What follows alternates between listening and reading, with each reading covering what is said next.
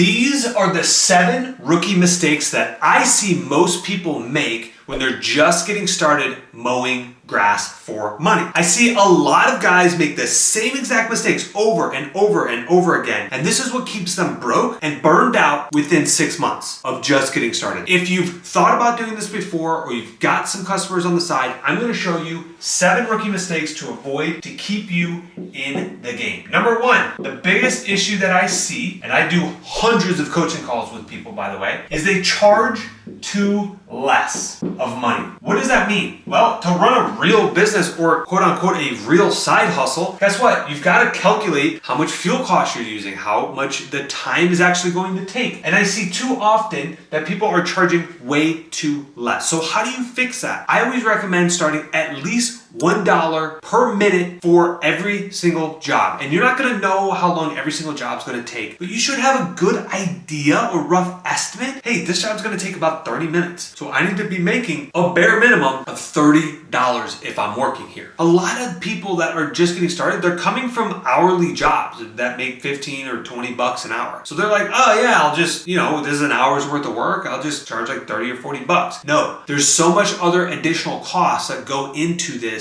You're going to get burnt out within literally 6 months if you're charging dirt prices. I'm just going to make that very clear. So $1 per minute, you got to be charging at least 60 per hour when you're actually working on the job. Number 2, everybody becomes a yes man. I fell into this trap when I first started. Customer would come out and say, hey, can you trim trees? I'm like, yeah, I can watch a YouTube video and do that. Customer would come out, hey, can you do my edging border around the flower bed? Yeah, sure, we can do that. And back of my head, I'm like, I don't know how, but I'm going to go home and watch a YouTube video. We got to stop being the yes man. Let's focus on 2, 3, or 4 really good core services that we know the demand is high for. As easy it is to make money on these side projects, I encourage you, stick with what you know. If it's mowing lawns, stick with that. I do think you should add maybe some bush trimming and like pulling of weeds because that's kind of part of it and that's a super easy upsell. But don't get too carried away doing decks, doing fencing. All of a sudden, the next thing you know, you're going to be doing up on the roof, doing roofing and some gutter cleaning. Like, let's keep it similar, the same, and don't be a yes man every time a customer comes out and has a problem that you need to solve. Number 3, there's no route planning. Many people fall into this trap and they're like, you know what? I'm just going to take whatever comes my way.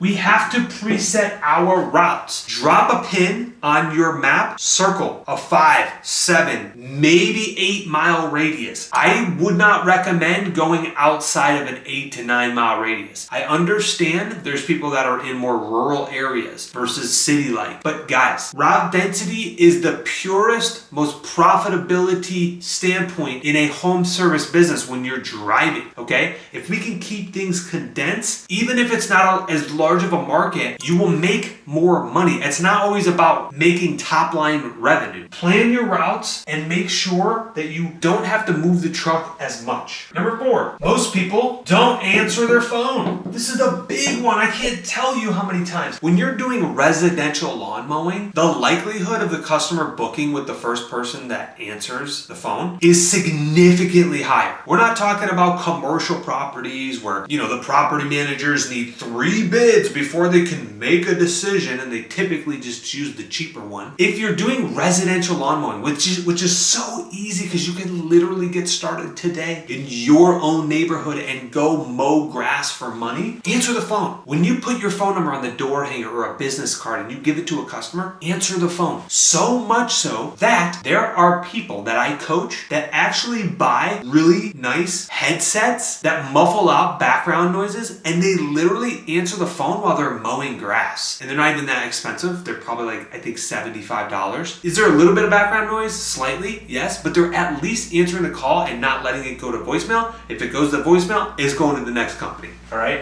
Answer your phone. Figure out a way to consistently answer your phone. Number 5, they look unprofessional. Now, do not get discouraged on this one, especially you guys that are just getting started that don't have a truck. I used a Pontiac Grand Prix and I was lifting the mower up and putting it in the back seat of my car and in the trunk at sometimes. It's okay that you don't have a nice fancy truck that's fully wrapped and all this stuff. But when you show up to the property, let's be in maybe a collared shirt or some kind of gear. right? Like maybe a long sleeve like logoed shirt or something. We need to look like we're professionals and that we didn't just pick up this as a hobby on the side. Okay, if you actually want to make real money and not be a rookie, let's get in the proper uniform shirt, all right? So when you come and talk to the customers, because they are going to come outside, they're probably going to peek out into, who the heck is this guy at my house? When you come up in your own personal vehicle, and that's okay. But you get out, hey, introduce yourself. My name's Will. I'm here to mow the lawn. We're going to get you taken care of today. How you show up every day and portray yourself is the expectation you're going to set. So let's put our best foot forward. Number 6, this is a big one. People buy equipment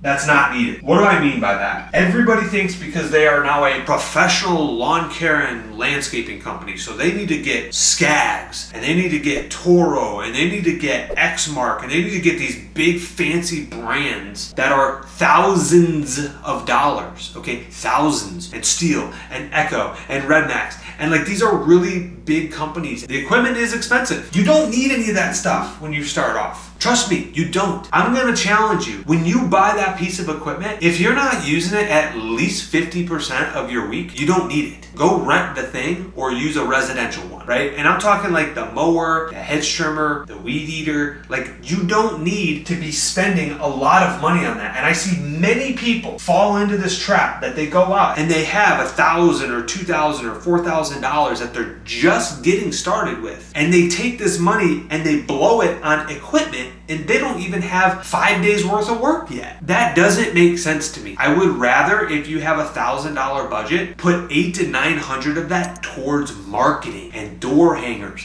and selling and Facebook ads. I'd rather you take $900 and go spend that and get 20 recurring mowing customers. If you hold on to over the next 6 to 12 months, will actually buy you 10 times the equipment you're gonna take and buy today. It's a really big mindset shift. Gotta get sales in before we get the nice equipment. All right, now number 7, and this is a big one. People do not track financials. We have to know the numbers to the game. If you're watching the Super Bowl at the end of the year and there's no scoreboard up on the wall, by the third quarter, if it's a high scoring game, nobody's gonna remember what the heck the score is. So if you think that you're just gonna go through this, mow a couple lawns on the side and not know your numbers, you're going to become a statistic, okay? 85% of businesses fail within the first 5 years, and it's because they don't know their numbers. If you don't want to be that guy that goes out of business because they don't know their numbers, I highly encourage you to track your numbers. Inside of our group called the Home Service Scalers, we help people with this, tracking their financials, because it's a big key indicator of the successful businesses and the non-successful businesses, of knowing their break-even point,